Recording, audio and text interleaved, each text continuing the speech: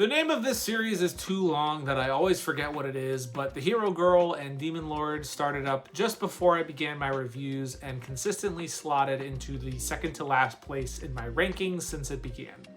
I think I'm going to hold a lot of my feelings for when I make my drop video, which, yes, spoilers, will likely be happening within the next couple of weeks.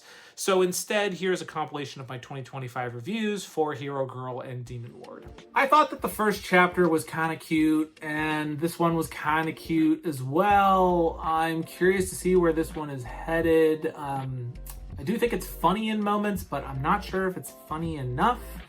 And I'm not sure that the characters are good enough yet for this to have a long run. Let's see. Some funny scenes where there's the classic misunderstandings that I got a laugh out of.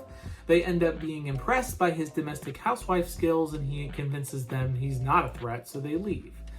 I got some chuckles this chapter. I think that the hit rate on the jokes is not as high as I'd want it to be, but I think that they're doing okay so far.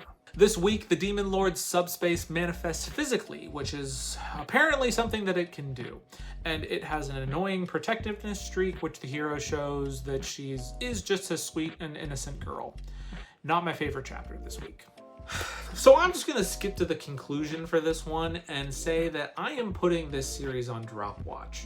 Again, I know that I'm pulling the trigger on this early, but honestly, the humor is just missing me for like 80% of it. Some of it is a little funny and gets a laugh, but mostly it just isn't. Pair that with characters I don't really care about, and yep, this is just the natural result. We'll give it a couple more chapters to see if it can be turned around. The Hero Girl wants to level up at home because it's embarrassing to level up at school. Apparently, she gets I didn't even mention this. I didn't even mention this. I just realized the reason why it's embarrassing to level up at school that I didn't put down is that when she levels up, it actually physically makes a noise in the air that everyone can hear, which would be embarrassing. Apparently, she gets EXP just from experiencing happiness or getting complimented, or if you just say anything to her when she's in the right mood. Also, apparently her EXP doesn't scale the higher that she gets, or the higher that her level increases. Or maybe she was acquiring some sort of EXP multiplier that was in effect during the chapter, but either way, she levels up like crazy, which turns her drunk and stupidly powerful.